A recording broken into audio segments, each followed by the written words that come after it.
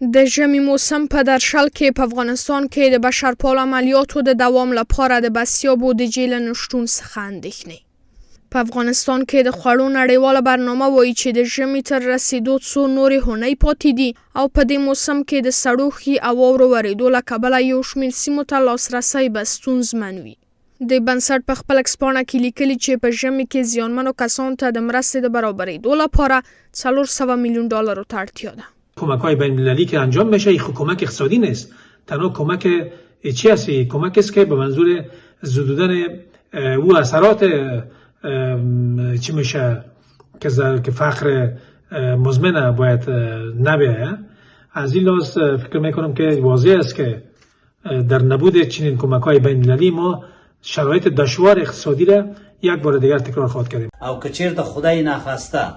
ملل متحد او خیره مؤسسه دغه فقیرانو او بیچاره او بیوزلو لپاره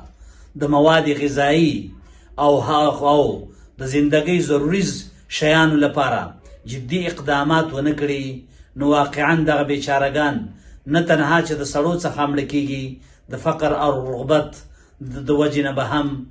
په همدې حال کې اسلامي امارت په افغانستان کې د نړیوالې ټولنې د بشرپالو مرستو پر دوام او د حکومتي ادارو سره په همغږۍ اړمنو کسانو ته د هغه پرویش ټینګار کوي. مهم این هست که تمرکز و فوکس بر این شود که این کمک‌ها سرازیر شود و تنظیم شود و با هماهنگی با ادارات و وزارتخانه‌های مربوطه امارت اسلامی به مستحقین برسه. این مهم است و در این شکی نیست که افغانستان از چندین دهه سو با مشکلات اقتصادی روبرو است و این مسائل که